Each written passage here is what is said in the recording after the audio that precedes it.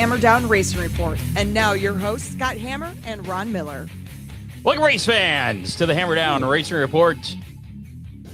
Show number 407 for Thursday, whatever today is. Thursday, December 11th. Scott Hammer, Ron Miller coming at you live on Facebook, YouTube, and Twitch from the Dominator Race Products studio. Tonight on the show, we have how many coming up? Chance to win some Toledo Mobsters tickets. I believe I'm going to be going to the game this Saturday, too. Oh, well, there's a plus. Also coming up, we'll be speaking with Butler Speedway champs Corey Bevard, Jakob Wilber, and Kellen Drain. Okay. Jason Blond, who was the sprint champion, Right. He's at PRI unavailable to be with us tonight. But congratulations to him anyways. Also coming up, we're going to do all the regular stuff. Yeah. We got all kinds of news to get to. And so we were talking nuts and bolts stuff early, and I never got a chance to ask you, what did you think of the Dome race? You were there first time ever. The race itself or just the experience? Yes. The race was, this race was like a demolition derby. But the race is, yes. I mean, there was some pretty good racing, but the features weren't super exciting. There wasn't, especially with the late model with Bobby Pierce leading that the whole way. And then Ricky Thornton winning the modifieds. He got the lead fairly early in that, and then it was pretty much over. Yep. So other than that, no, it was interesting. And like they say on Flow, you walk around downtown and all you see is guys in racing sweatshirts everywhere. Right. It's like, so you got to walk the pits, and I did not get to walk the pits. Oh, we did not buy a pit pass, and because I wasn't going to give them any more money since they didn't give me my press credentials. So yeah. So we shouldn't even be talking about them now. Well, we can. It's over with now. So we should snub them. No, I wouldn't go that far, but no, it was an experience. It was pretty cool. Never been to St. Louis before. We went up in the arch, too, right. It was something. There's a lot of people. That was, I guess, the most viewed Flow event ever. Anything most people ever at the Gateway Dirt Nationals. Over 40,000 people there. Was it that many? I'm pretty. It was sure hard. It's hard to hear them when they're talking, Yeah. especially with the cars and everything. So you can only hear when they shut the motors off. Also, I'm old, so my hearing's bad. So there's it that. echoes around a bit. A little bit. And the fumes were okay. Not too bad. It was more, actually, the weird thing was it's more the dirt, the dust. Really? I mean, because you should be used to that. No, I was, but I think it's because it's enclosed. Actually, had a little, not respiratory issues, but I found myself clearing my throat an awful lot. And then when we got back to the hotel room each night afterwards, I was blowing out brown boogers for that's okay for a while. Yeah, I mean that part's normal. Yeah, but the throat stuff, I mean, that was, I don't know, maybe that was a combination of the exhaust and everything else. But it was fun. It was a good experience. Got to be a bit of carbon monoxide in the air, so yeah, just a little bit. Yeah, I don't know if anybody died of carbon monoxide poisoning. So I think people keep going back year after year. There you go. If you want to win a Hammer Down Race Report window sticker, courtesy of DCR Graphics, one of these guys here. Hold on, let's do this. One of these guys right here, slap it on your race car. If you got one, you can become part of the Hammer Down Army for 2026. Just put in hashtag DCR in the comments of the Facebook Live, YouTube Live, or Twitch. We'll do that drawing here at the end of the show, which reminds me, we need to start collecting those entries. So you have till the end of the show to do that. All you have to do is do it once, and you're entered just like that. Also, the Speedy Sponsor question of the week. Last week, the question was, what track does four-cylinder truck racer Phil Hicks consider his home track? Right. Did you look it up? I did not. So you don't know. If you had to guess, what would you guess? Waynesfield. Close. You're in the right area. Lima. There you go. Lima Land was the correct answer, and Christina Henricks was the only one to get that correct. Well, congratulations, Chrissy. So, congratulations, Chrissy. You got yourself a Speedy Sponsor sticker. Make sure you put it on right side up. Yeah, not like this. Well, you can, whatever, you can put it on upside down. It doesn't matter, I guess. But you have 30 days to pick that up from Ryan Little Race Cars, or we can work on meeting up something and get that taken care of. This week's question and a chance to win a Speedy Sponsor sticker is, what states do the Ohio Valley Late Model Dirt Series run in? What states? What states do the Ohio Valley Late Model Dirt Series run in? Well, Ohio would be. That'd probably be one. The answer can be found speedysponsors.com. And if you go to series there, click on the Ohio Valley Late Model Dirt Series, and chances are you'll find the answer on their profile page. And then you scroll down to the bottom of that page. There's a win link. It's actually at the bottom of every page on speedysponsors.com. Click on the little win exclamation, little form there. Put your name in, put your answer in. Boom, you're in the running. We'll do it if we have. You too could be a winner. Yes, if we have more than one correct answer, we will spin the Speedy Sponsor wheel to determine the winner of that sticker. You'll have until next Thursday, 3:00 to get your answer in. So still plenty of time. We'll remind you at the end of the show. So if you want to stop by, you don't want to miss any of the show, wait till the end. Yeah. You can do it right when we're done. So there you go. Yeah. Couple bills to pay here. Turn heads with wraps and decals from DCR Graphics. Full wrap started at just $425. Same price next year as this year. They can even put on the graphics for you. You can schedule an installation for a small additional charge. If you're looking to promote your brand or race team, you can get 6 custom diecasts for just $135, available for late model sprints, modifieds, and stocks. They've also expanded their lineup to include crew gear, t-shirts, hoodies, flags, and hats, all custom. DCR Graphics, make sure your whole team looks sharp at the track. And don't forget to grab your Hammer Down Racing Report sticker. Same one that you can win with the hashtag DCR for just $5. He'll mail it to you. Just get a hold of him at DCRgraphics.com or call him 419-308-9523. DCR Graphics, where speed meets style. I wonder if you had him do a wrap on your car, if you might get a Hammer Down sticker, like complimentary. He could probably work that in for you. Maybe you could negotiate it. Or he could make that part of the wrap for you. Oh, yeah. And you don't even have to put the sticker in it. Dittman Motorsports delivers the performance parts you need fast. Whether you're at the track or at the shop, they keep racers moving with everything from complete motors and carburetors to full race-ready cars and dirt trucks. Their team brings expert advice and proven high-quality components to keep you competitive and ready for victory. Don't wait until race day to find the right parts on a new motor. Call 419-283-8580 or visit DittmanMotorsports.com. Dittman Motorsports, your trackside advantage.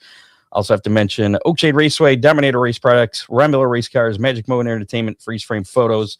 And I started today reaching out to our sponsors, see if they want to continue for next year. Most the ones I've gotten a hold of have yes.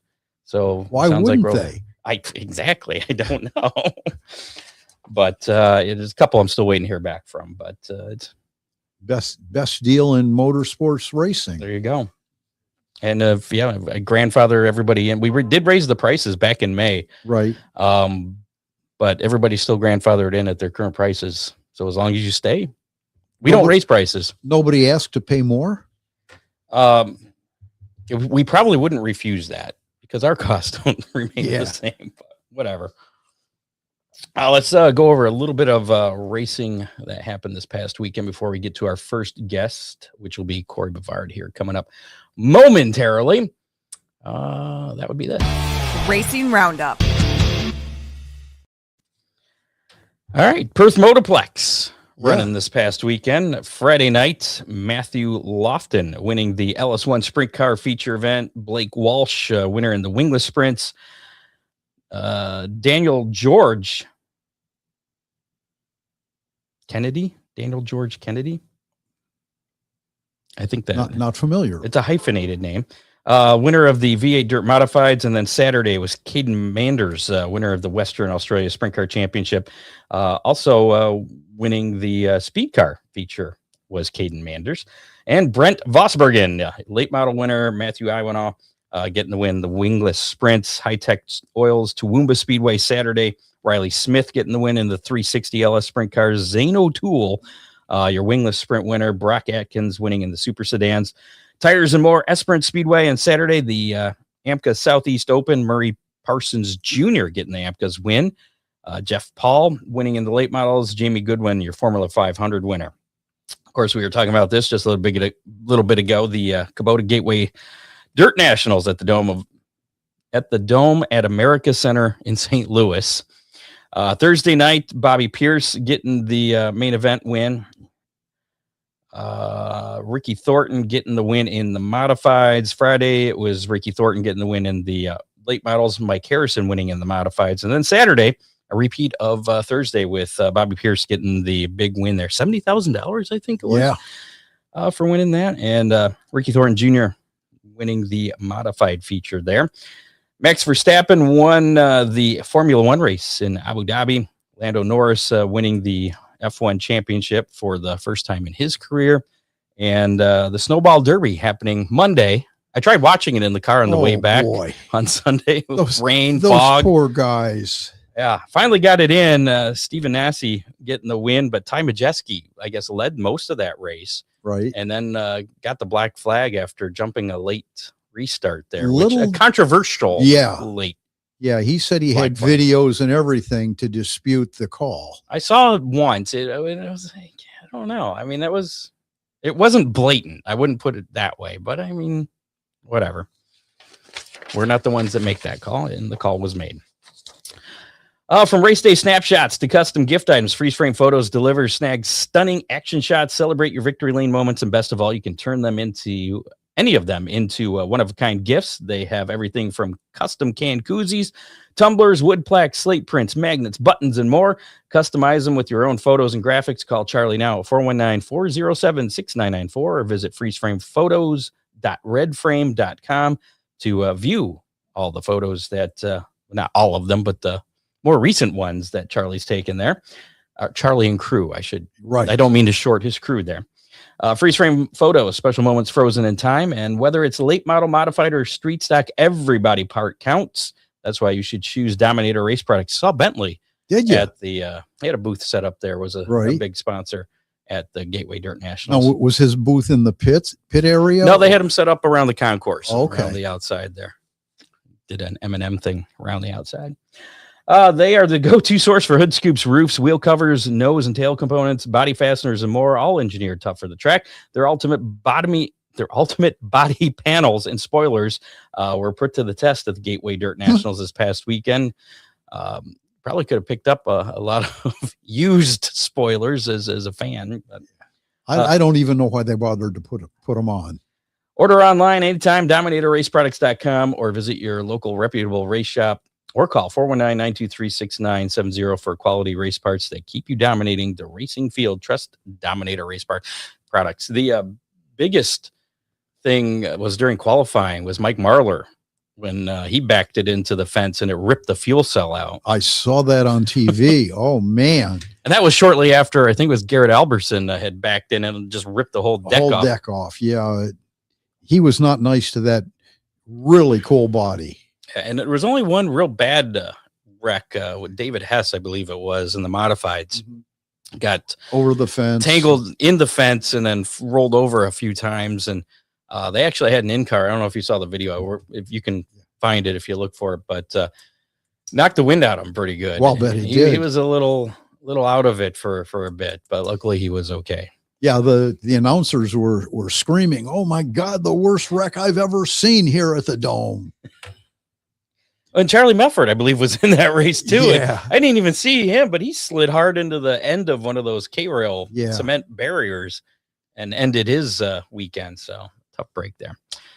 Looks like we got Corey standing by. How about we bring in our first guest here, our 2025 Butler Motor Speedway modified champion. Here, Corey, how's it going? Good. How are you guys? Hey, good, Corey. Good. Let me do some finagling here of our cameras so we can make you. We go. Make Corey big. The center of attention. Congratulations on the championship this year. You had 0 wins, but you were very consistent with 13 top fives, and you did have 1 DNF. But I guess the first question I have is, would you have preferred the wins to winning a championship? I would have preferred having a win to go with the championship. I mean, I led several races and just dumb luck, or I zigged when I should have zagged, or moved off the bottom when I should have stayed on the bottom, or or had lap traffic get the best of me or something like that. It was a pretty interesting season, to say the least. Corey, after all the years you've had in racing, you would think that you'd have a pretty good handle on those particular moves. Yeah, you would think. I'd I'm not one to want to be able to start on the, I don't want to start on the front row. I'd rather chase them down and pass them, instead of being chased. And you've been doing this for quite a while. You started racing back in 1992? Yeah, this big cars in 1992. This past year was 35 years. Of Ron's got you still by a few years, I think. Yeah. about 25. Yeah. So what happened? What happened the night with the DNF? That was the last points night, I believe, and I lost a motor in qualifying. Oh, yeah. Scott can relate to that. Yeah, but that wasn't during points. That wasn't a point event. Yeah, I had a big enough lead where I couldn't. It was the last night, and had a big enough lead on the points where nobody could get me. So it kind of worked out my advantage, I guess. I mean, did you have that already figured out before the motor blew? Yeah, we kind of did. We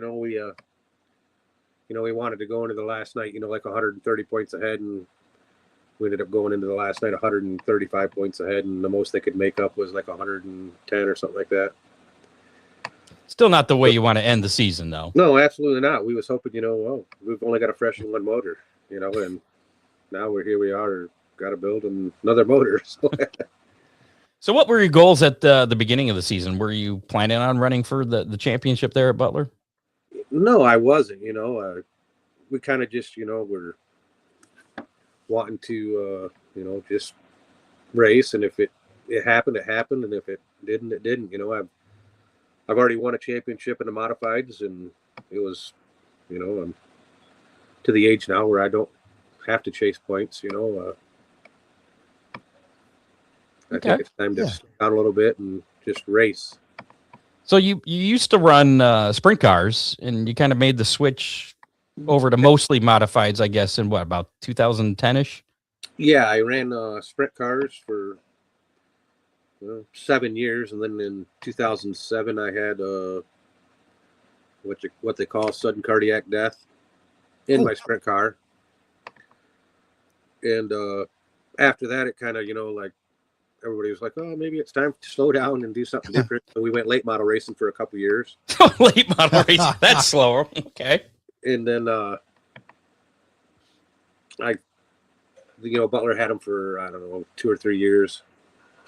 I kind of won the championship the last year that they had them there.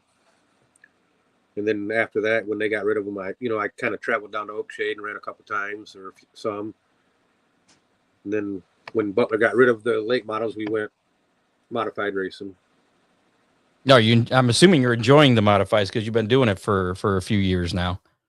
Yeah, I'm enjoying it. I mean, like I tell everybody, if I would have found modifieds, 30 years ago, I probably would have never even got, raced anything else, I just have a lot of fun doing it, like the horsepower to tire ratio, is, it takes the, push the driver back in the game, I was going to ask you about that. On the narrow tires, does the modified drive a whole lot different than when you had the late model?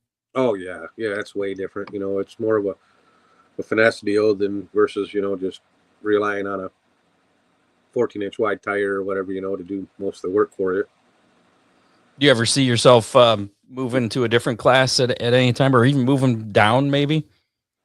No. I mean, we've talked about, maybe when we get, when we're ready to be slower, slow down or whatever, we may go, run some street stock stuff or something like that. But no, like my sprint car days are done. My late model days are done unless I, drove for somebody or something like that. But, as far as my brother owning a late model or another sprint car, those days are gone.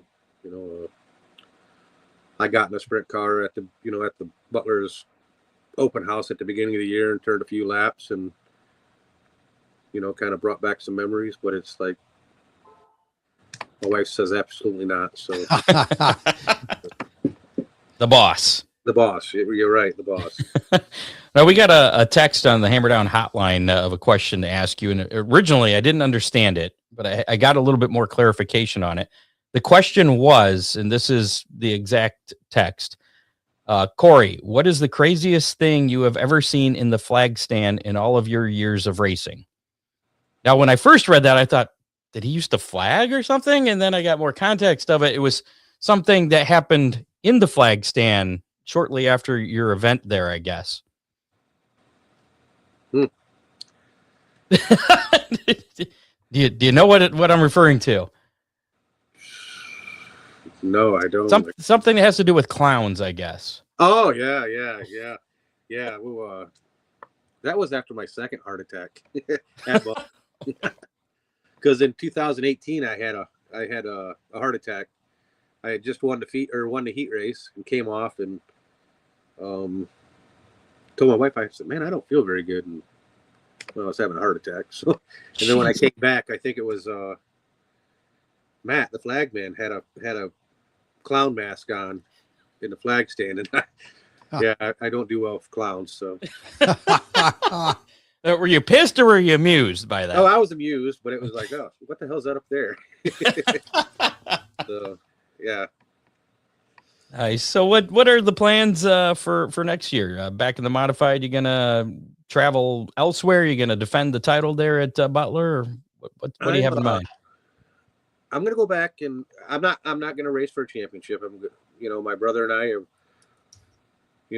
raced a lot of years, raced for a lot of championships, and we've missed out on a lot of racetracks that we've always wanted to go to, like Fairbury and Farmer City, stuff like that. So I think we're going to hit some of those races, and be at Butler, here and there, but we're going to do some stuff that we've never got to do before, So you're going to sit out the first 2 weeks, and you can't get sucked into somebody's points deal? Yeah. Well, when I told him, or when I did my speech for the at the banquet, he's in the background. We'll be there the first night. We'll be there the first night. Well, we'll probably be there the first night, but we are not racing for a championship. So okay, whatever. Famous last words. Now you're going to get that first win opening night. And, well, all right. That was a good week. Let's go back. And I know how that works, Corey. If I have anything to say about it, we are not going to race for a championship. So. Any chance of running some of the summer national dates with the modifieds? Yeah, I think we'll run probably that, the whole week that they're around the Michigan area. We always miss out on like the Oakshade deal because it's on, they switched it from Friday and Saturday to just Saturday, so we miss out on that now. But I think we're going to try to run that whole week, because obviously it's going to be different tracks and stuff like that. But and a lot of times when they are in Michigan, my brother and I do, help Tim out with the racetrack, for his big shows, like if we have that weekend off or whatever, we'll take the whole week off and help him get the track prepped and stuff like that. It's, so we've kind of enjoyed that too, with Tim being our friend and, going out there and working, it's easier for my brother to do that because I live in Indiana now and my brother's in Michigan. So he does a lot of going out there and helping Tim and stuff like that. So, but I usually take a week off here and there and go up there and work and help him out and stuff. You ever get to Montpelier and run there with the modified? Yeah, I'm only probably 30 minutes from Montpelier now. And, like this year, we got tied up in that points deal. So we didn't do any traveling really. We didn't race anywhere but Butler, I believe. So, but yeah, we'll run some Montpelier and stuff that, this summer or, next year and, just plan on doing some more traveling. So what do you do to keep busy during the off season?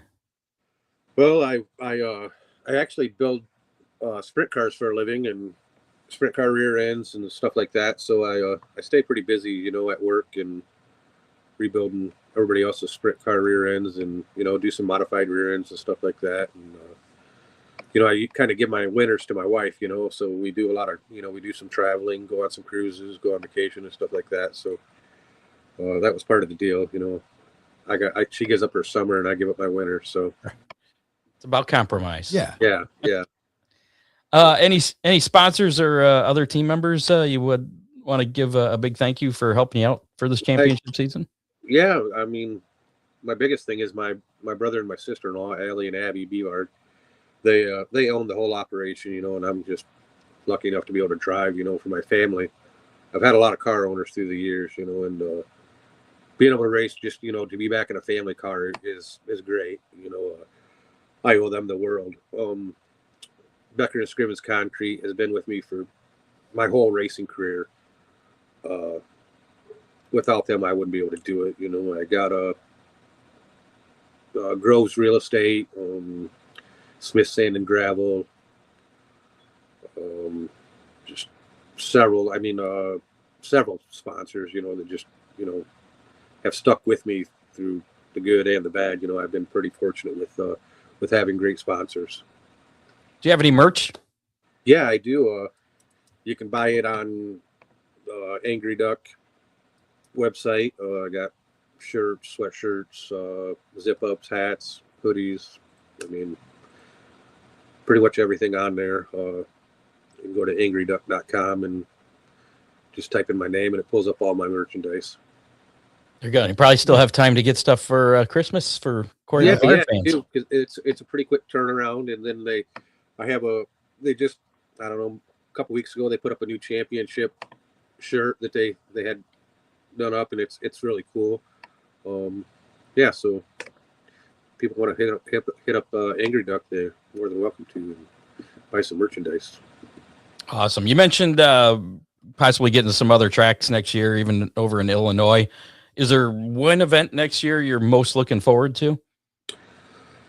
Well, I kind of sent out a group message because Fairbury put out their schedule, and I said, you guys, like the guys that help me and everything, I said, you guys pick a date, and my brother comes back and says, pick 3 dates. Well, so I got 3. They're supposed to be picking 3 dates that they want to go to Fairbury. So I'm really looking forward to going to Fairbury, and I always look forward to running the Hall Tour at Butler, because it's my home track, and I've had some pretty good runs with them there. I just haven't been able to capitalize on a win with them, but just to be able to run with them and be competitive is a big deal. Well, our guests, they typically go on to win their next event. Not always, but a lot of times. So if you hold out the season until the Summer Nationals race, I'm just saying, maybe, I don't know. You're right. Yeah. Yeah, that'd be great. But, yeah, I'm looking forward to next year, and doing some traveling, and, if I have an off weekend, taking some time off. I went and bought myself I had some heart issues in 2023, so I didn't get to race a whole lot in 23 either. I didn't get to race until August. And I went and bought myself a side-by-side, and God, there's other stuff to do besides just racing, so I went and bought a side-by-side, and I enjoy riding that, and, I enjoy riding around the pit area and having a few beers and telling everybody else how bad they suck. So. Now, does your doctor approve of you continuing to race? Oh yeah. I have a really good team of specialists, I guess. I have what you call a coronary artery disease, where I can look at grease and it plugs my arteries. Oh, jeez. So, like right now, I am 100% blocked in my left coronary artery, which is your widowmaker. And I'm 80 in another, 60 in another one, and 40 in another one. So I was going to have bypass surgery in 23. And the doctor was like, man, Corey, there's something weird with you, going on here, because you are way too active to feel this good, or to have this problem going on. Sure. So they did I can't do a scan deal because I have a pacemaker defibrillator. I've had that since 2007 when I had my sudden cardiac death. So I did like a viability test, is what they called it. And I had viability everywhere. I had good heart function, good blood flow to every part of my heart. So they told me, get back in the gym, start exercising. So I pretty much live in the gym, walking, lifting some weights here and there, as much as my old elbows can take. And, yeah, I got lucky. So I kind of slid under the radar by not having to have bypass surgery because I had viability everywhere. And so basically what happened was I created my own bypass, I guess is what you said. Right. So I got lucky. Well, good. Yeah. I'm not going to say that eventually, it could be, a year, 2 years, 10 years or whatever. I'm going to have a bypass surgery. There's no way around it, but it's,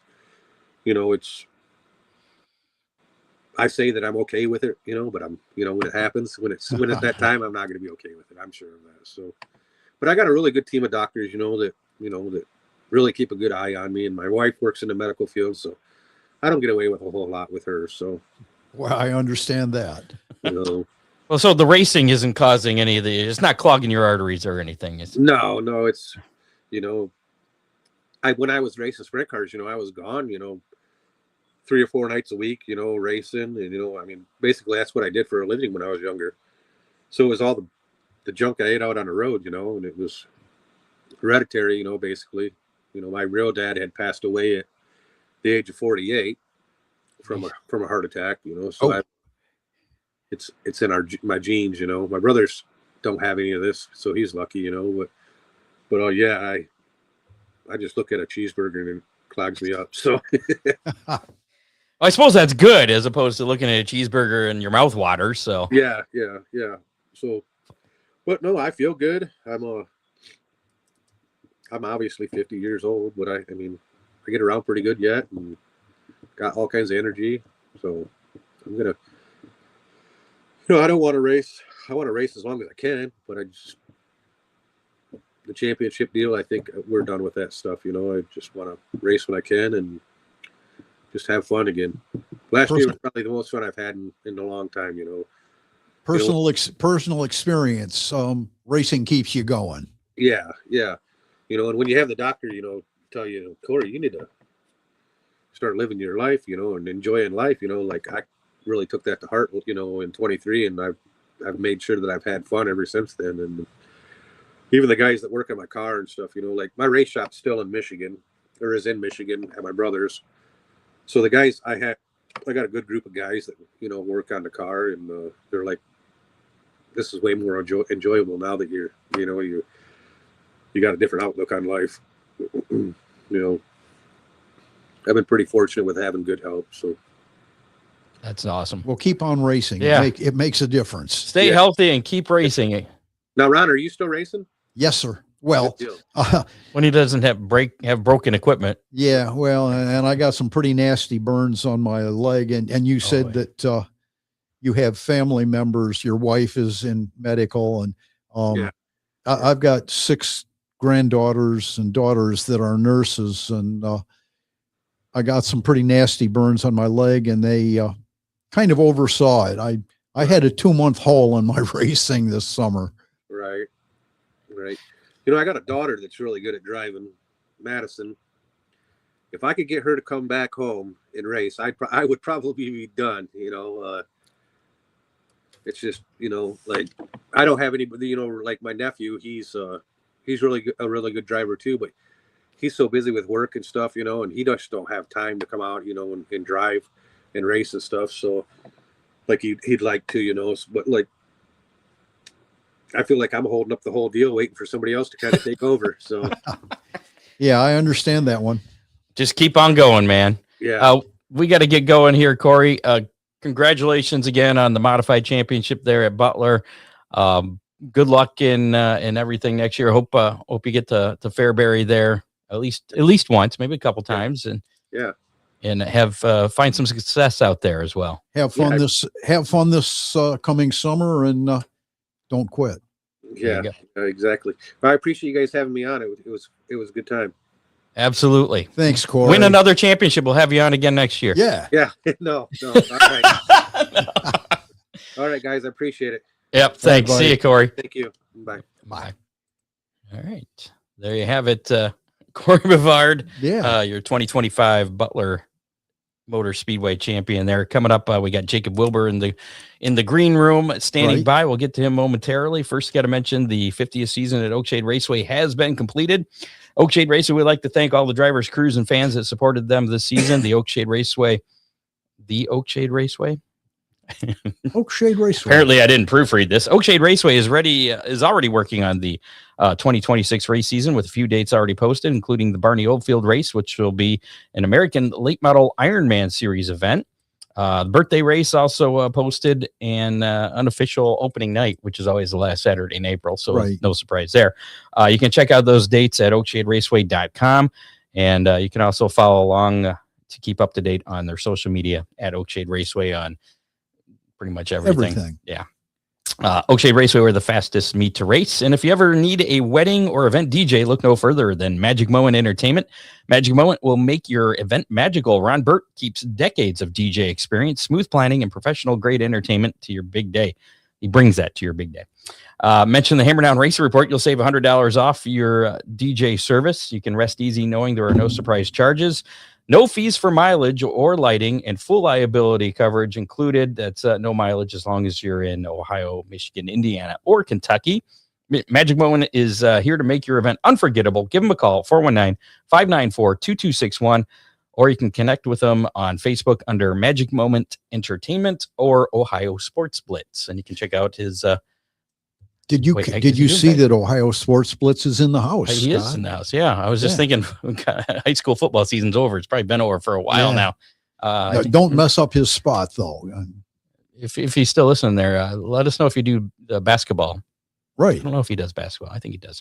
Let's bring our next guest in here, Mr. Jakob Wilber.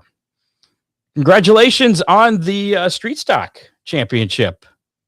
Yeah, thank you. Hey. Let's bring you over here and make you bigger. It's not working. There we go. There we go. Can I call you Jake or should we call you Jacob?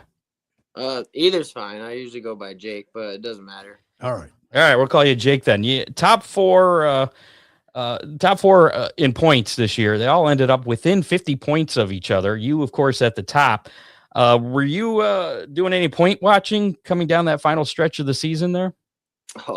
I mean, honestly, if you want me to be serious, I wasn't, because I try to not look into that stuff because it just gets me too going in my mind. But some of my crew guys, they were kind of into that stuff, and they would, say things here and there, and then some of my family members, obviously, as we got closer towards the end of the year, they're always like, yeah, you just gotta, and I just tried to keep it rolling, but towards the end, I mean, I think maybe the last couple weeks I did. And like you said, with only 50 points separating the top four, I mean, anything could have happened the last couple weeks. I think it could have been anybody's game, honestly.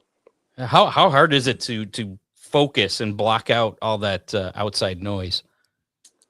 I mean, pretty tough, but I've done it a couple years. I mean, I've raced 4 points before and been close. So I've kind of been able to block it out, if you could say, not easy, but like I said, I try not to pay attention to it. I'm not looking in Race Pass every week, see how many points we gained or lost and stuff, because that just, if I focus on that, I lose track of the race. And then if I just know I got to beat one person, for example, this year, towards the end of the year, it was really just John, and, hats off to him. He finished, I think, every race, every feature he was in. So just finishing the race to me is the main thing. If you can finish the race, you're good.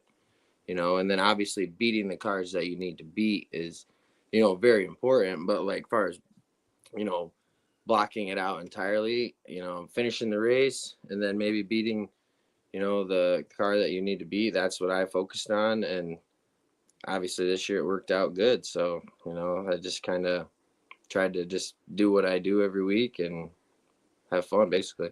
Yeah. John Lonebarger finishing second there. I Right. believe that was his first. I used to race with him all the time at Oakshade. I believe this is his first full year up at Butler, and doing pretty good, finishing in second to you. But you 6 wins.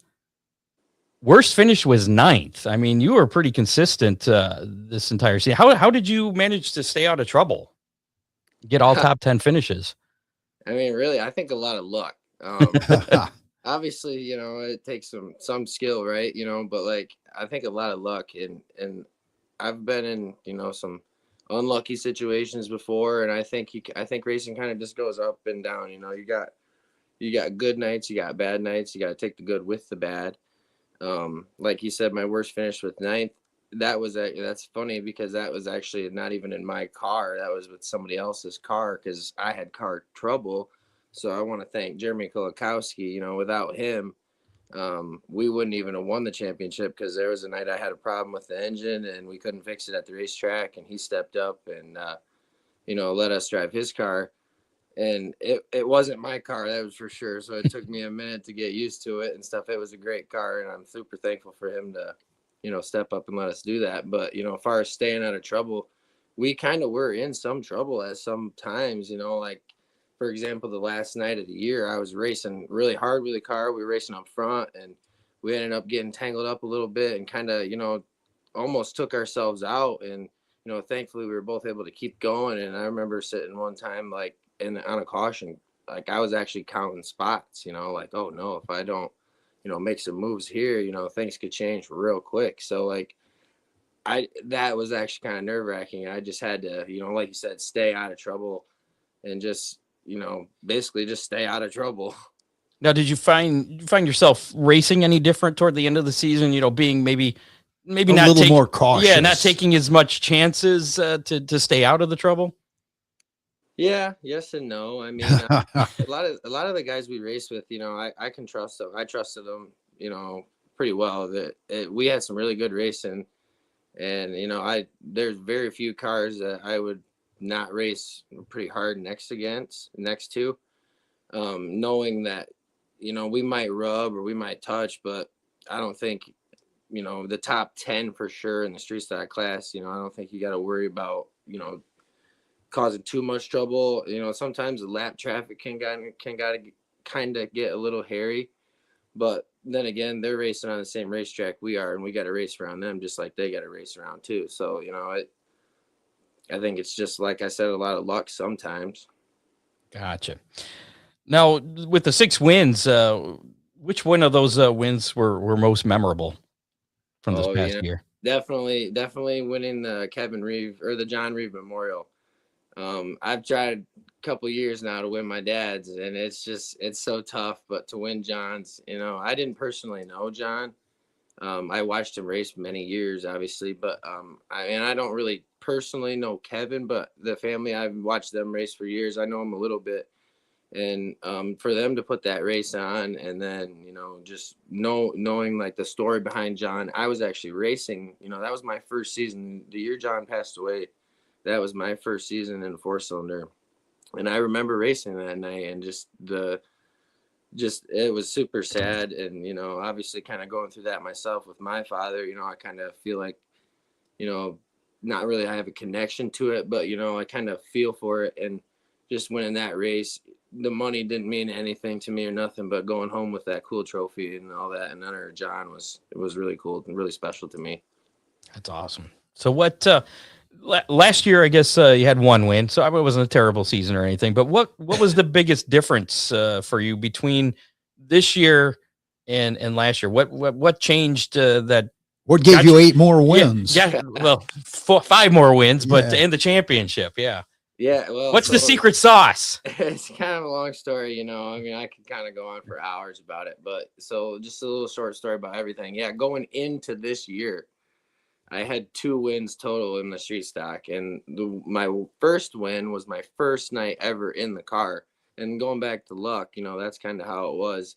Obviously, there were some good drivers back then, but that one fell in my lap. And then it took me until 2024, which 2020 was my first win. Then 24, we finally got another one, and that one we struggled harder for that one than obviously the first one. So then I knew we had to do something different because me and Caleb, we race out of the same shop. We're brothers, everything. We do everything together, and we knew we had to do something to beat the cars that we were racing with because not that we're any better or they're any better than us, but we kind of felt like we were outgunned in some aspects. So over winter, Eric Swan, he helped us out a lot with knowledge. He's fast. Everybody knows him. Mm-hmm. And he's got more laps, not as many as Tim, and Terry, but, he's got the knowledge. So he helped us.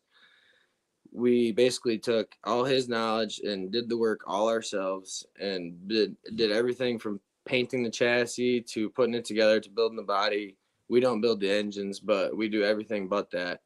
And went over there and set it up all ourselves with a little bit of help from Eric and, obviously the pit help from everybody around, and it just worked out. I mean, our goal was not to win the championship this year. Our goal was to actually get some feature wins because, like I said, I only had 2 feature wins going into this season. Caleb, I think, had like two or three, but this year alone, like you just said, I won 6. We won 9 together, and if we didn't win the championship, that was enough for us right there, because I think we only ran like 15 shows or 16 races or something like that, and to win 9 of them, that was just wild to us, really. Dominating. The Wilbers dominating. Yeah. So what are your thoughts on the new street stock rules Butler announced for 2026? And you need to make any changes to your guys' cars? Well, and to be fair, most tracks have gone with those rules. I mean, I'm kind of either way, honestly. I personally think a lot of the 4-link cars, which is like what I have, which is what the rules been, I think some of them will compete. Honestly, I don't really know. I've never ran a 3-link. I guess I don't have enough knowledge in how the suspensions, I mean, I know how they work, but I haven't really, I guess, looked into it close enough to know for sure. I'll tell you what I'm going to do. I'm going to take the same car with a little bit of improvements here and there and see how we stack up. I mean, if it ain't broke, don't fix it. Exactly. I mean, I'm not going to say we're going to win 6 races next year because, heck, that was kind of a miracle anyway. But, like, I'm going to just see how it happens. I definitely think we'll get some more cars. I don't think we're going to get a ton of cars. I don't really think we're going to lose many cars. We might lose some, but you're going to get some other ones. I think the racing will be good for sure. I mean, I'm not worried, to be honest with you. So you're going to go out and buy a quick change and aluminum heads for your car? No, I'm not going to change anything. It ain't broke, Ron. Funny story on the quick change. So last year it was one of the downfalls we had one weekend. We kind of exploded the rear end, and it was one of the nights I hit the infield tire. I'm gonna be honest. I was live on Facebook, but yeah. So silly me. That was the first time ever I hit the infield tire. Kind of had to run in the back, and then another accident happened in front of me and blew the rear end out of my car. So in like 3 or 4 days after I found out the rear end was bent and trashed, I had to get a rear end together. Well, we ended up buying a quick change, putting that all together, getting it in. So we're really good there with that. That definitely helps. But as far as the aluminum heads, I got too much money into the motor that I built last year. I understand. So we're probably going to run with the cast iron heads still. And, just kind of make some improvements in the front suspension. I think there's a lot of speed in that. And we had a lot of fun messing with that last year. So if we can find a little bit more out of that and, just get the car to drive through the corner good. And that's really the 3-link thing I think is going to help. They're going to get through the corner good. So if I can get through the corner good, the rest is just a straight track, Yep. There you go. So Wise man once said, I'll trade corner speed or straightaway speed for corner speed any day.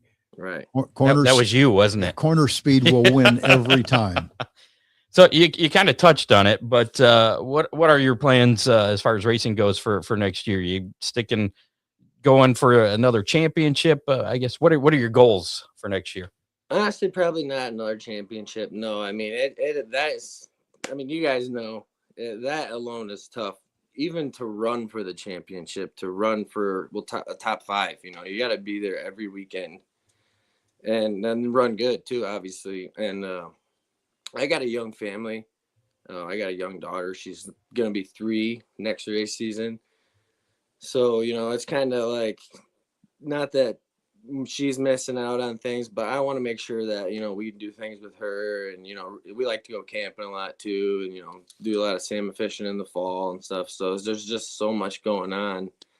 It's and with work too, you know, work 50, 60 hours a week. Sometimes it's just tough to do it every weekend, you know, and not that I don't enjoy it, but it definitely makes it tough, you know. I understand that.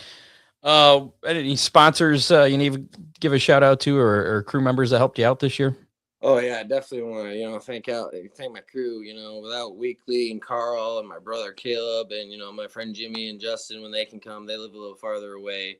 You know, without them being there every week, you know, with 2 cars coming out of our shop, you know, down to washing, to, you know, getting them ready to, you know, we got a mule and stuff that one of them tow for us there. You know, it's just, without them, I mean, you couldn't do it. And then, like you said, with the sponsors, I definitely want to get, you know, like, I got a list here. Let me just look, because I want to make sure I get them all for you. Good for you. A lot of our listeners or guests don't do that. And He's prepared. I'd hate to have a sponsor get missed and Get butt hurt. Yeah. Why'd you leave me out? I got a ton of them, and like without them, it would literally be impossible for us, because with 2 cars, you know, a lot of them are on both cars, and the fuel costs and the oil, I mean, the tires, it's like, you guys know, I mean, It is crazy. I got just so many people that help us, and without them, I got Jim's Motor Sales. Without them, for sure, they're probably the biggest one. You know, they supply us with the shop that we use and everything. So, I mean, you can't do it without that. I mean, my wife, for sure. She's one of the next biggest sponsors on the car. I got GM Lawn Care. I got Brian Thompson Home Improvement out of Colon. I got Viper Fabrication at Union City. Sims Lawn and Landscape. He's another good one on the side of us. He helps us out, a longtime family friend. Advanced Home Inspection is another good one. Peaskey's Garage, I want to give a shout out to him. He's done a lot for us for nothing over the years, and he's kind of dealing with some health issues right now. So if we could all give him a prayer, that'd be nice. I got Eric Swan Racing. You know, like I said, without him, without all the speed this winter, I mean, just the knowledge he gave me to do what we did was nice. Bailey Racing Engines, Scott Bailey, I tell you what, the relationship me and him built over the years is unbeatable, and I'm super thankful for it, because he, with his knowledge, and a couple of years ago, I had nothing but engine troubles after engine trouble. And I went to him and said, hey, look, this is what I got and this is what I need. And he's everything I needed, he gave me. So, you know, thankful to him. Another one, Tootsie's Place out of Union City, dog grooming, Gundren Lawn Care and Snow Removal. He's a good long time family friend. Wilber Auto Parts, Coldwater, Michigan. My cousin Nate, that's a good one. He does a lot for me, for sure. My Uncle D-Dub, Den and Marie, they do a lot for me. A&I Construction, Easter Day Motorsports. I got the Morgan family and Klein family. I want to definitely thank Buckshot, my cousin. You know, without him, I wouldn't even be where I am in racing. He's done so much for me over the years, and it's just, you know, with losing my father, he's kind of like my father now, and I really, you know, look up to him like as a father. So thank for him. And yeah, just so many people, you know, my crew, couldn't do it without them. I mean, you guys know it takes an army to do this, and just gotta be thankful for everyone you got. Sounds like you got a sponsor army. Yeah. Have new sponsors come toward you or contacted you after they saw you won the championship? Not really. I mean, I've kind of talked to a few, you know. You probably have all of them from your list there. I mean, there's none left. It's so tough. I know, that's kind of why I'm like, you know, it's so tough to remember them all and get them all, especially when you win. That was the worst thing. You know, I would try to remember them all, and I'm having to read the car off the mic, and yeah, it was good. But like I said, you know, without them, definitely couldn't do it. So. Well, congratulations on the championship, and good luck on everything for next year. Thank you, guys. Appreciate it. Get some more wins. Yeah. Yeah. For sure. We'd like to have you on again next year about this time. Yeah. Yep. We'd be happy. There you go. Jake Wilber, our thanks, Jake. street stock champion there at Butler Motor Speedway. All right. Thanks, guys. We'll see you. Bye. All right, coming up, we should have Kellen Drain joining us soon. Might have to shoot him a message. He put his computer on the charger this morning, so he's ready. Okay. So he was excited to be on here too. So hopefully we'll get to him here momentarily. In the meantime, we'll move ahead here and do some news, but we do have a Hammer Down hotline text directed for you about PRI coming up a little bit later. We got our how many give away some ticket. Well, I'd just go with it. Going to give away some Toledo Mobster hockey tickets here. And yeah. And look, we're tiny on the screen. How about we do that? Now we're less tiny. Let's do some news while we wait for Kellen Drain to join. Latest racing news. A little worried about the computer too, because it started doing updates right before we came on. So seems to be okay, knock on wood, but we were worried. Yeah. The World of Outlaw NOS Energy Drink Sprint Car Series is set for an 86-night national campaign that travels to at least 40 tracks next season. The season begins the first week of February in Florida, which is soon. Yeah. And wraps up 9 months later in North Carolina. The series is scheduled to appear at Attica Raceway Park, Eldora Speedway, Millstream Speedway, Mansfield Speedway, and Sharon Speedway here in Ohio during the 2026 season. Also, the Fast on Dirt Series released their schedule this past Sunday. There's 25 dates across Ohio, Pennsylvania, and West Virginia. Mansfield has 7 races scheduled there for the Fast Series. Atomic has 5. That takes almost half the schedule. Almost. Some sad news. Michael Lynette, former race car driver who made 436 combined starts in NASCAR's 3 National Touring Series, has died. He was 39 years old in 2019. Lynette won the Xfinity Series season opening race at Daytona International Speedway in the number 1 Junior Motorsports Chevrolet. That was his only win at the national level. Mr. Nett was also a 2-time winner in the ARCA Menard Series. He won at Talladega in 2007 and series opener for Menard Series there, the ARCA Series in 2008. Limaland Motorsports Park has released its 2026 schedule. It has 14 race nights scheduled along with the 360 Sprints, UMP Modifieds, and Thunder Stocks. The American Late Model Ironman Series, USAC Thunder Midgets, and Dirt Track Truck Series are included in the schedule. You can check out their schedule at Limaland Motorsports Park's social media. I don't know if it's posted on their website. Oh. But there you go. So tracks getting their schedules. I think they're one of the first local tracks. A lot of the series have gotten them out. We do have Kellen Drain standing by, so we'll be getting to him here momentarily once we get through the rest of the news here. 40 years of Summer Nationals history will be celebrated during the 2026 edition of the famed Held Tour. This year, the late models will run 30 races in 34 days. Actually, I think they added one since this prep, so it might be 31 races now in 34 days. While the Summit Modifieds will race 25 times and crown their champion at the Prairie Dirt Classic at Fairbury Speedway.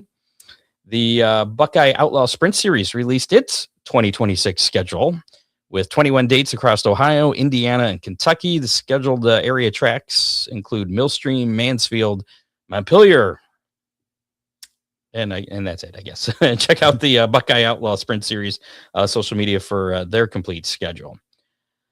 Entering its 5th consecutive year, Pit Row TV is returning to the Rumble in Fort Wayne to present worldwide digital viewing December 19th and 20th, featuring nonstop racing action across the 2 days with multiple genres of racing. All of the competition on the purpose-built 1/7 mile concrete oval will be carried in its entirety from the Allen County War Memorial Coliseum. An affiliate of Speed Sport, Pit Row TV offers fans ease of use through the platform with plenty of added features, including replays of past Rumble events. Monthly subscribers have access to every event in their archive, including the Rumble in Fort Wayne events.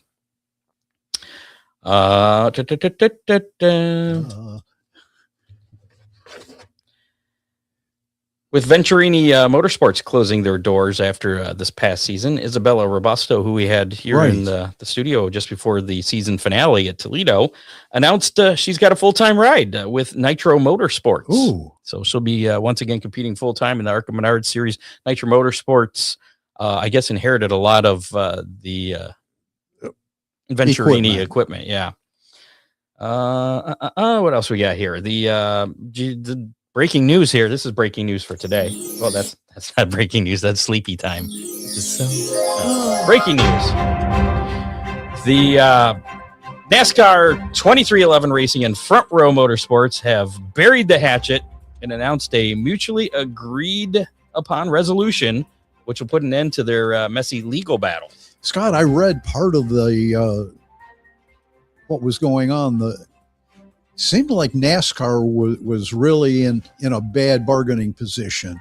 And I think I know that they called for a closed door meeting with the judge and the three parties. And so you read more into this, and I didn't. Yeah, NASCAR kind of had their tail between their legs. So I don't know if you read the whole thing, but the franchises are permanent now, and I think they can be traded and sold. As a condition of the settlement agreement, NASCAR will issue an amendment to the existing charter holders detailing the updated terms for signature, which will include a form of evergreen, in quotes, right. Basically what you're saying, charters subject to mutual agreement. The financial terms of the settlement are confidential and will not be released. Semi-confidential, because there will be some sharing of the TV revenue that NASCAR had held on to so very tightly. So the teams then are going to get a little bit more of the pie then. Yes. So that'll work out good for them. All right. Well, and the whole thing was kind of messy for going both ways. It was just bad for the black guy on the sport, really. There was, and they've got enough stuff to try and dig their way out. There was some kind of a bean counter that offered testimony that 2311 and Front Row were owed millions of dollars on revenue sharing and well over $1 billion to all the NASCAR teams that they should have been entitled to if NASCAR was sharing revenue the same as other sports. So NASCAR really had their tail between their legs. And okay, well, hopefully that whole thing is Michael Jordan was all grins. The GOAT. Yeah.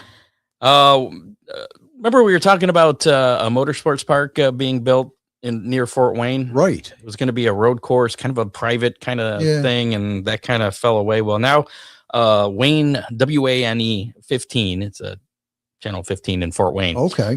They're reporting the motorsports park is now looking to be built in Auburn, Indiana. I guess they found a new spot that's already got motorsport park zoning. So, well, there was a speedway in Auburn, so maybe that's the area. Yeah. So, don't really have any more details on that other than that motorsport. That group is now moving it to Auburn. I don't know how far Auburn is from Fort Wayne, but I don't think it's that far.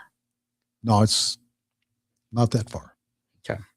And finally, before we get to Kellen Drain, who's standing by, last thing here, Flow Sports announced today that it has acquired the Lucas Oil late model dirt series from Lucas Oil Products. Did you hear about that? I did. I wonder if that means that Lucas Oil, Forrest Lucas, is stepping away, or if the sponsorship will continue on. Lucas Oil has signed on to a multi-year deal to remain the title sponsor. And Rick Schwally and the full Lucas Oil late model dirt series crew will remain intact. So basically it'll be business as usual, but now Flow Sports is owning it. And the broadcast will be the same as well. Must be money in sports James broadcasting. Essex will still be doing that with Shelton and Jarrett. Yeah, switching out to help out there. So they're a good team. I enjoy that broadcast crew too. So. Right. So that's it. That's all the news that I have for tonight. There's quite a bit too. It's big news. A lot of news. Yeah. Let's bring in our final guest of the night, the 4-cylinder champion at Butler Motor Speedway, Mr. Kellen Drain. To the stage. How's it going? Good. How are you guys? Good. Congratulations on the championship. Thank you. There we go. There we are. Had to fix the screen for you. So 4-cylinder champion and rookie of the year this year at Butler, right? Yep. How did you accomplish this in your first full season with an extremely with extremely limited experience, I guess, or do you have more experience? Where did you come No, from and how did you get there? Yeah. No, I actually I raced one time in 24 at Crystal Motor Speedway. That was my first time racing anything on dirt. It was a 4-cylinder, and over the winter I built a car, and I met a lot of cool people that helped me out in Butler, and we came out for the season, and we really didn't expect to win the championship, but we pulled off the championship and rookie of the year. So Now, was there like one guy that has all this knowledge, or like some wizard or And something? you just tapped into yeah, it. I mean, no, so I did a lot of studying, over the 24 season and the winter and everything. But yeah, I got in with a lot of good people who knew what they were doing. And I took all the knowledge I could get and kind of just built something, and it worked out pretty good. yeah, it did. So how are you going to improve on that for next year? I don't know. We're switching. We're switching a whole new car, brand, everything. So it's definitely going to be it's a new learning curve, but we're excited for it. So no go-kart experience or quarter midgets or anything before you into a full-size car? No, the only really experience I had was watching cars go around a racetrack when I was little. I was young, going to Oakshade, and watched cars and kind of just studied everything. I went to school. I went to a vocational school, took power sport and engine systems, and there was a lot of racing involved. So you shortcut the learning curve. yeah. I went to school for it, and I just learned and kind of did. I did a lot of like 4-wheelers and dirt bikes as well, but nothing like this. So, Sim racing? I was going to ask that. Yeah, a little bit, not a whole lot. I got into it when I wanted to start getting into racing. I got a simulator, and I use it every once in a while. Normally, like days before I go race, and get a little bit of a feel, but it's definitely not the same. So you had 9 top 5s this year, but unfortunately no wins. You're still chasing that first win. Yeah. How much sweeter would it have getting that first feature win this year have made the championship for you? It honestly, it would have been nice. I came close a handful of times. I think there was like three weekends in a row I took second. Yeah. It would have been nice. It's all I really looked forward to the whole season was getting a win, but definitely next year that's what we're chasing for. So did you learn anything from running second? Could you, now that you've been there, do you think you could you're capable of winning? Yeah, absolutely. A lot of the second places was rookie mistakes and stuff like that. So yeah, I learned a lot, and every time I climbed in the car, or anytime I pulled the car in the shop, and just seen something I knew I should have changed, or everything, there's always something that stopped me, or but yeah, I definitely learned a lot. Now you won the championship by just 19 points over Nathan Owens. Was that stressful going down the stretch there? And like we asked Jake there, were you doing some point watching as well? I'm gonna be honest with you. When we started the season, I missed the first night. Really? So at Test and Tune the week prior, we ended up breaking a transmission. So that whole week, a good buddy of mine, he helped me put the transmission back together, and he took second 24 for points for 4 cylinders, and I kind of let him shake down the car. I guess I can say I was nervous to start, so I let him drive the car. He shook it down for me and everything, and we didn't really look for chasing the championship at all. We got in the top 5, and then we kind of started. All my crew, they were kind of just pushing me to, go out every weekend and just really try my best. And Yeah, we got up to, I want to say we got up to third, and that's when I started to get stressed about it. And then coming into the night, championship night, we were out, I want to say 63 points.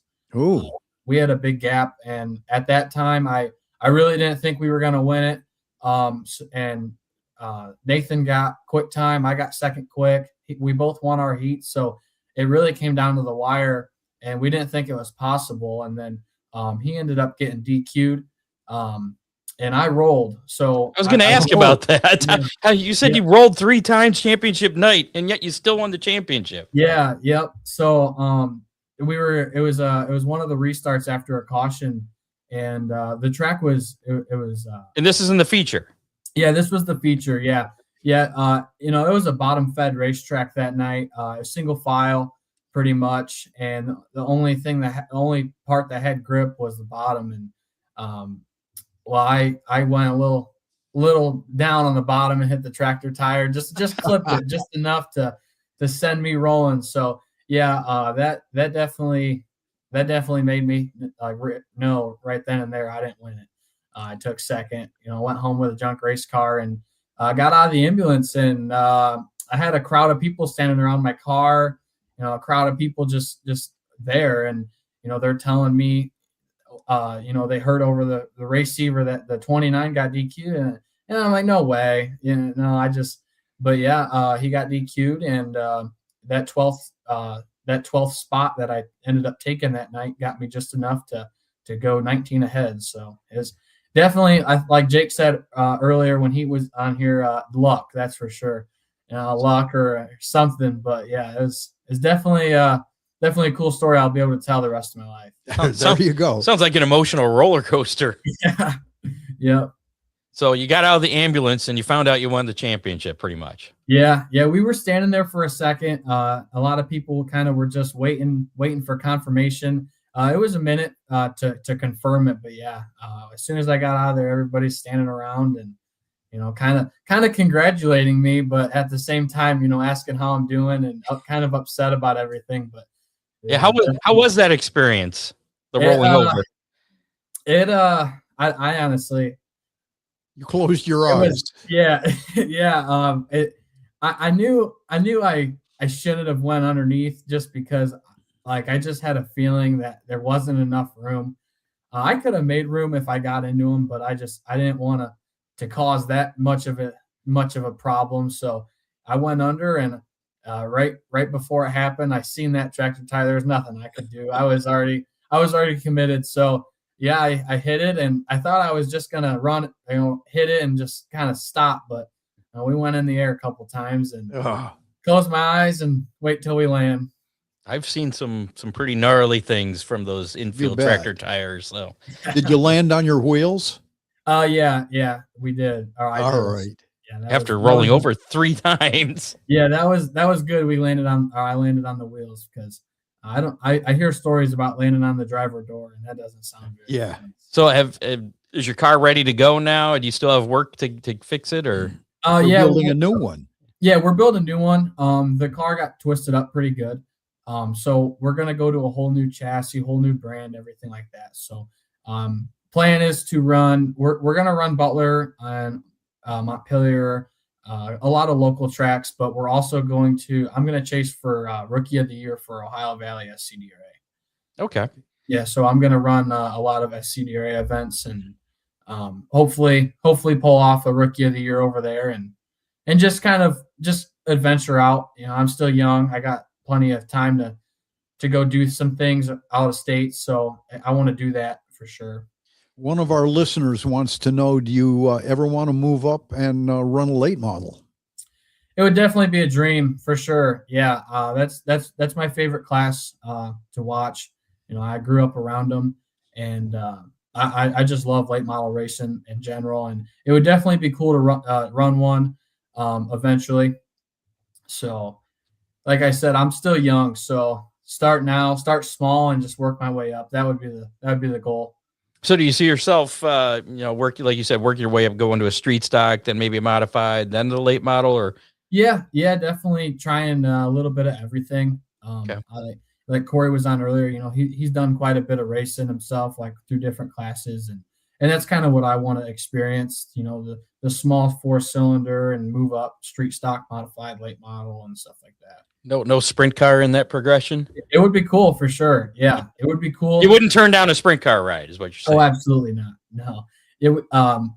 Our local track would be pretty much Fremont, so we go to Fremont, Attica, watch a lot of the sprint cars over there, and Okay. obviously you have Butler, so they got the 410s there, and it's definitely a different type of racing for sure.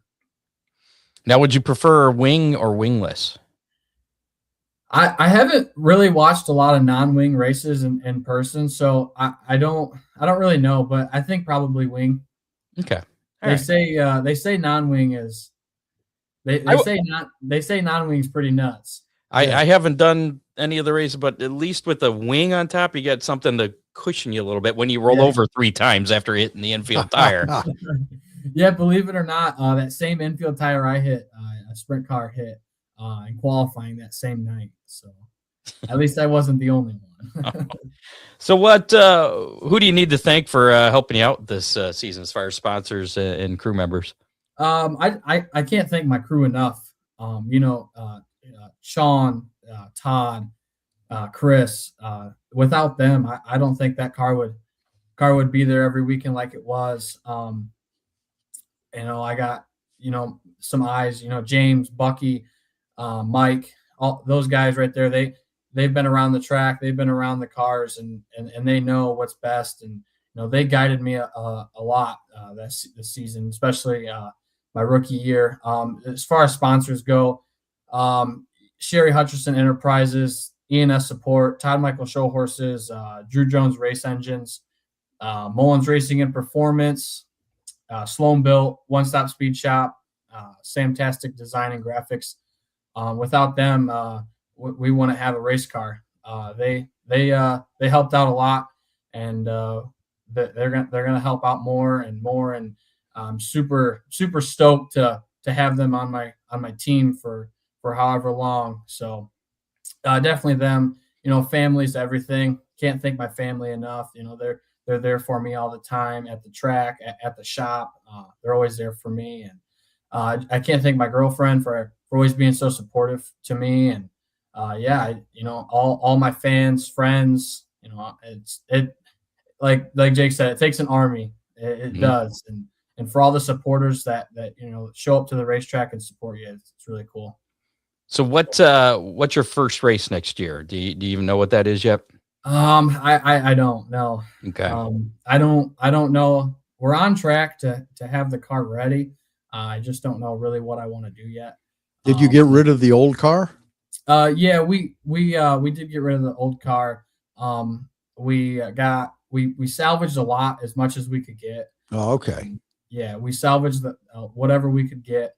And as far as the new build goes, we're on track. So hopefully, I want to say May we'll be race ready, but we're still working on a couple sponsorship deals and wrap. We still got to get that figured out. So yeah, we still got a little bit to go. All right. Well, I forgot to mention to Jake, but we did tell Corey that our guests, and you say you've listened to the show, so our guests a lot of times go on and win their next race. So keep that in the back of your mind going into the next season. Opening night, cool. Looking good. There you go. And look out for the tractor tires wherever you're at. Yeah. Cool. Kellen Drain, congratulations on championship there and rookie of the year. Thank you. I mean, that's a promising start. So you got to maintain that now going forward. It's going to be not tough. It's going to be tough. Yeah. Thanks for the time, man. Yeah. Thank you guys for having me. Appreciate Absolutely. it. Kellen. Yeah. Thanks, get another championship next year. We'll get you back on. We'll try. All right. We'll see you. Thank you. Bye. There you go. Kellen Drain, the 4-cylinder champion in his first full season there at Butler Motor Speedway. So very cool. And that is our champs for this year. And again, Jason Blond, the sprint winner down at PRI, unable to join us tonight. We'll try and catch up with him another time. Coming up, we have How Many, your chance to win those Toledo Mobster tickets. We'll do that here shortly. We also have the Hammer Down Hotline. Before that, I got to mention Ron Miller Race Cars. You looking for car parts, repairs, or full-on build? Whether it's a race car, a classic cruiser, or just a broken bolt that won't budge, Ron Miller Race Cars in Lambertville, Michigan has the tools, talent, and experience to get you back on track. Over 500 years of experience. Yeah. Give Sure. or take a few. Ron's crew can handle it all. Bodywork, transmission, and chassis repair, custom build, safety gear, and performance parts, from fine-tuning your setup to fabricating something completely new. They know how to make speed happen. Scott, Christmas is just around the corner. Gift certificates? And Ron Miller Race Cars has gift certificates. 734-856-7223. After the show, give them a call. And there you go. Yeah. Stocking stuffer, right? You bet. I could use You could. some of those, would- that's for it could- sure. It could be up to a complete race car, you know. Oh, wow. We can do it all. Customizable solutions and gift certificates. Ron Miller Race Cars. Don't know how you'd put a complete race car in a stocking. On a piece of paper, like to redeem this for a few. Oh, yeah. Full race car. Ron Miller Race Cars, driven by experience, built for performance. And we mentioned the Hammer Down hotline. How about we check out that text now? It actually has to do with PRI. Really? Yeah, I kid you not. So first, there's the number, 419-318-3081. If you want to call or text, do so anytime, day or night. Questions for our guests, like we had earlier for Corey, you can text that, call, leave a message there, and we'll relay that to our Scott guests. keeps wanting to put it to bed, but And no, and then I mention it, and then it blows up. that's so, it. So here's tonight's Hammer Down hotline. This is directed to you, so we'll bring that up here. Question more for Ron, and sorry if it's been addressed in the past. Have you ever gone to the PRI show in Indy? Is PRI really worth it for your average Hammer Down Racing Report listener? And I've had 2 invitations just tonight to go this weekend to PRI, which Performance Racing Industry. Yep. So Scott, not only have I been to the PRI show in Indy, I've been to it in Columbus, Orlando, Cincinnati, and I think it was Louisville. I think you said Louis. Yeah, we were talking about that before the show. I was like, I didn't realize that it had been in all those places. It started in Orlando during Speed Weeks. Oh, that makes sense. Yeah. But yes, as a matter of fact, I had one of our chassis I had a booth one year. So not only have I been there, I participated. So would it be worth it for our average listener? I went last year for the first time, and It's eye-opening. it is. It's huge. We didn't even get to everything. Right. You You get can't. to the stadium. You know, I think they had all the trailers and stuff. the side buildings or rooms. Yeah, it's big. It is big. It seems to be. There's a lot of vendors there. Right. So I mean, if you're a racer, I guess if you're the average Hammer Down Racing Report listener varies quite a bit. I mean, we have just fans, and then we have actual racers, and we have tracks and crews. As a shop, I would hate to be there Friday and Saturday. The first day we went or there 2 Saturday days. last year, and it wasn't too bad. I mean, Saturdays are nuts it's because busy, but because a lot of the racers are there. From my standpoint, looking for suppliers, it's a whole lot more relaxed on the first or second day. gotcha. It's a good place to get introduced to new products, racing products that you may not know exist. It's more for racers and people in the industry as opposed to just race fans. I would think. Absolutely. And it used to be free.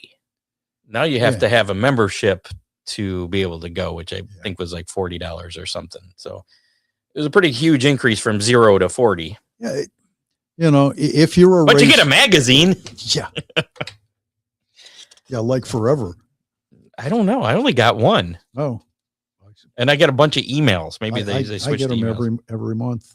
Sorry, Scott. Let's give away some Toledo Mobster hockey Okay. tickets. Do some how many here. How many? So last week's how many was how many late models will finish the Gateway Dirt Nationals main event on Saturday. I counted them. Did you? I did. I made sure I had a mental note. I waited And till they the were last right in lap. front of you. They were. 20 started, I believe. Right. 10 finished. 10 crossed the finish line. So you said your guess was 14. I was more pessimistic and said 13. So I think that's 2 weeks in a row for me. I really thought the guys were going to play nice, but That didn't happen at all over the weekend. And our listener winner, Steve Miller. Really? He picked 12. No, wait. There had to be a tie. Wait. Because his girlfriend also said 12. Okay. Well, but I Steve don't. has a +1, so they yeah. can both. That's the +1. Yeah. They won. Congratulations, Steve Miller. You getting a pair of tickets to see the Toledo Mobsters take on West Michigan, the West Michigan Sentinels at the Ice House. That's off of Alexis there near Lewis. This Saturday night, game starts at 8 p.m. Ooh. So hopefully he's free. Hopefully he's not working. So we'll have they'll have your name there at the ticket counter right when you walk in the door. I plan on going. I think we're planning on going to the game this week because I've been out of town most of the weekends here. So maybe you could sit with Scott. You could. It's pretty much general admission. Would there be any extra charge for unless I go hang out with the owner again up in the owner suite? Yeah, well, Steve knows him too. So. Yes, he does. He could probably get up there too. Yeah. Yeah, congratulations, Steve Miller. He was closest there with guessing 12. Yeah, congratulations, my favorite son.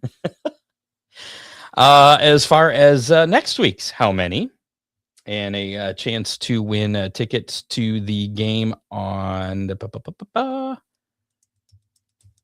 think it's the man, I wrote down the wrong game. Now I got to actually look it up here. Hold on a second. Toledo Mobsters hockey. I believe it's the game the following Saturday, and they're taking on the Worcester Bulls, who I know one of the goalies on that team. Really? Yeah. So there's this Saturday's game at 8:00 with the Western Michigan Sentinels. It's the 20th. So yeah, there it is. I forgot to change the date. So for a pair of tickets to the Toledo Mobsters taking on the Worcester Bulls at the Ice House on Saturday, September 20th, a week from this Saturday. Right. We'll announce the winner next week. So the question is, since there's not a lot of racing going on around here for a little while, we're going over to the weather. Ooh. Yeah. So there's a little bit of a clipper system that's going to go mostly south of Toledo from what I hear on Saturday this weekend. So the question is, and I forgot. Now you got to understand, Scott, that this weekend's weather is kind of a conglomerate. It could change. Yeah. And it wouldn't have to change much.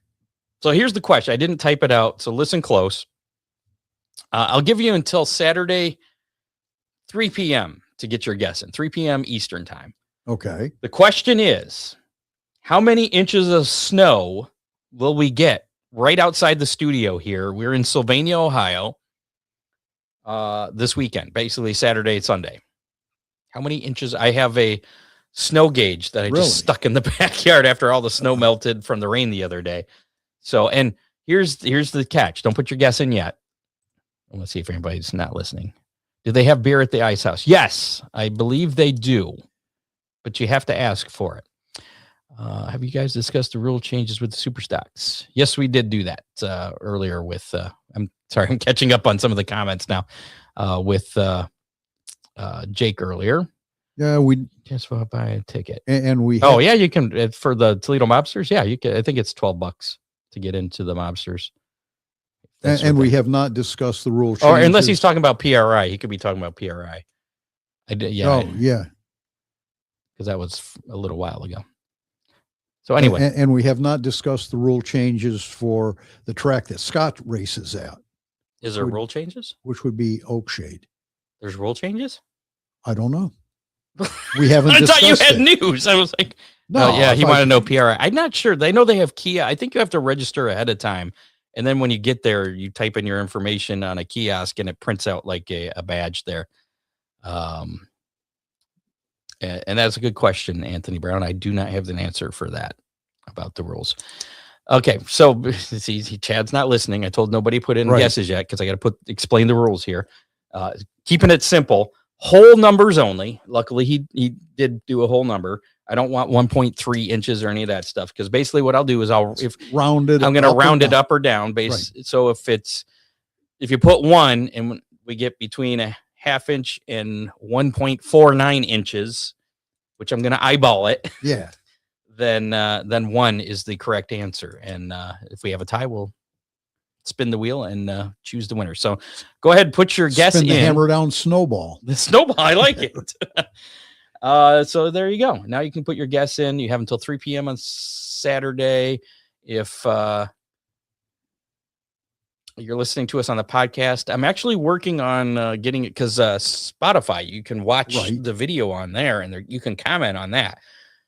In the future, probably going into next year, we're going to have those comments available. So you don't have to do extra work and find our video on Facebook. Right. You can just comment on Spotify. Not this time. Not yet. Soon. Hopefully by January, we'll have that. But sadly, next year is only one show away, Scott. I realize that. And I have to wait a couple weeks for stuff to go through. Yeah. But, so there you go. Bad Chad. Mr. Cudsley. Because he put the guess. Yeah. So go ahead, put your guess in. Again, that'll be for a pair of Toledo Mobster hockey tickets versus the Worcester Bulls a week from Saturday, the 20th of December. That game starts at 7:30. If you can't go, don't put in a guess, because if we want to give these tickets to people that want to check it out. Different hockey. It's kind of old school hockey. It's kind of cool. We do have to do our racing menu. And also, don't forget, we're about to wrap things up here. So last call, if you want to get in on the Hammer Down Racing Report sticker. This guy right here, hashtag DCR. If you have already done that, put that in the comments of the live broadcast here, any of the platforms we're on, then you're all set. You're already in the drawing. If not, you have about a minute or two to go ahead and do so. In the meantime, let's talk about what's going on this coming weekend. This weekend's racing menu. Not much around here. We have to go down to Australia. Down under. Down under. Now, most of the races, if people are interested, are on Clay Per View down there. So you can check out. Do you have Clay Per View? I don't, but okay. I don't either. I was just curious. Murray Bridge Speedway Saturday is actually only 2 races. I'm sorry. One of them's the PRI show. Murray Bridge Speedway on Saturday. It's MMS race night featuring 360 LS sprint cars, wingless sprints, and V6 sprints.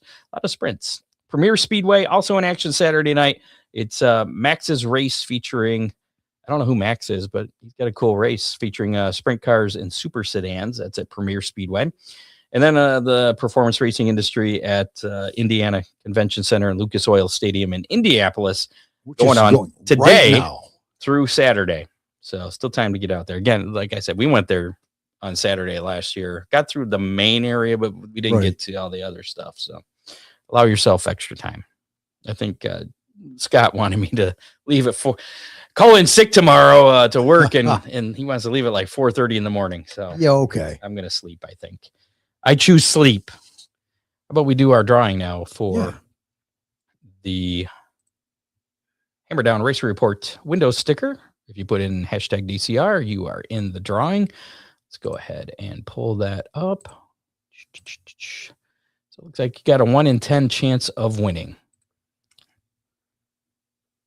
Here we go for the spin. Or the random, it's not really a spin, is it? It's more just a bunch of flashing names up on the screen. Who's going to be for the sticker? It's Anthony Brown. So hopefully your YouTube username is who you really are. Anthony Brown, congratulations. You have the Hammer Down Racing Report window sticker. You have 30 days to pick that up from Ron Miller Race Cars. Anthony Brown. Got to write that down before I forget. So congratulations to Anthony Brown. And here, you can go ahead and have that. Got it. All right. Hey, it actually looked like I gave you something. Yeah. Except for on the screen there. I think that's it for almost it. I got a last reminder here. And I saw we already have an entry for the Speedy Sponsor Question of the Week. Really? To win one of these Speedy Sponsor stickers. Again, that question of the week is, what states did the Ohio Valley Late Model Dirt Series run in? That answer is available at speedysponsors.com. Wow. You could probably find it under the Series tab. Find the Ohio Valley Late Model Dirt Series, and answers probably on their profile. Which, in case you're wondering, is a steel block late model series. And if you scroll down to the bottom of any page on speedysponsors.com, there is a little link that says win with an exclamation point. Click on that. Once you know the answer, enter your name and your guess and hit submit. And that's it. And we'll be a winner. We'll draw from all the correct winners next week on the show. You have until 3:00 on Thursday to get in on that and find the answer. You could be like Christina Hendricks. You could, like she won today. Yeah, that's right. I got to write her name down here too. Thank you for reminding me. She's the winner this week. So just that simple. Yeah. Makes you do a little bit of work. It also helps out Speedy Sponsors get a little traffic too. We like to help people out. Thanks to producer Dave, contributors John Young, Bob Stazek, Matt Swander. Like us on Facebook. Follow us on X. Ron Burt, also a contributor this week. Right. Follow us on YouTube. You can listen to us on your favorite podcasting platform, including Apple Podcasts, Spotify, and iHeartRadio. Check us out at hammerdownracingreport.com.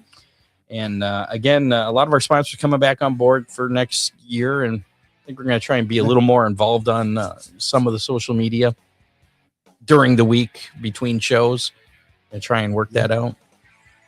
Maybe. We'll see. We'll see how that works. I'm going to not make any promises. I'm going to try. We'll just see what happens. Exactly. Thanks to our sponsors, Oakshade Raceway, Ron Miller Race Cars, Magic Moment Entertainment, Dittman Motorsports, Dominator Race Products, DCR Graphics, and Freeze Frame Photos. And thanks to our guests this week, Corey, Jake, and Kellen. All great champs there from Butler Motor Speedway. Next week, final show of 2025, because the week after next, 2 weeks from tonight, is Christmas, isn't it? Yes. Holy snoozles. And then 3 weeks from tonight is New Year's Day. Yeah. And no hangover race that Scott, I know of. I am. My dad said something a couple weeks ago. He said he saw something somewhere. He doesn't remember where, and he can't find it now, about a track in New York that was going to do a hangover race. Really? Like maybe Oswego or something, but he couldn't find anything on it. But I don't know. So it'll be Kevin had mentioned that some other track maybe was going to do a hangover race. Boy, it's too late for the two of us to make that. But yeah, it's kind of late. But if nothing happens this year, you can be assured that the Hammer Down Racing Report will be in contact with some tracks to hopefully maybe get something on the schedule for New Year's Day 2027. Hopefully a paved track. Oh, well, dirt tracks can be a little sloppy in the winter if it's not frozen. Even if it is frozen, it can be sloppy. But yeah. So again, next week, final show of 2025, we're gonna look to the Montpelier Speedway champs. Yeah. So I think it'll be. Have we had the Montpelier? Did you have them on last year? I don't think so. We'll have to see. Yeah, they're doing a virtual thing too, doing some sim racing. Oh, I think they were trying to get. I saw some posts where they're trying to get Sandusky Speedway to be rendered into iRacing. Really? Yeah, there's an effort going on to that, so that at least the track will live on in digital form, in some form. It's not the real thing, but I know it's what you can. So again, hit up speedysponsors.com and answer the question of the week and get in for this free sticker there. We're out. We will see you next week for the final time in 2025. Next Thursday at 7 o'clock. That is a wrap on show number 407 of the Hammer Down Racing Report. You have been listening to the Hammer Down Racing Report, available on demand on iTunes, Google Podcasts, Spotify, or your favorite podcasting platform.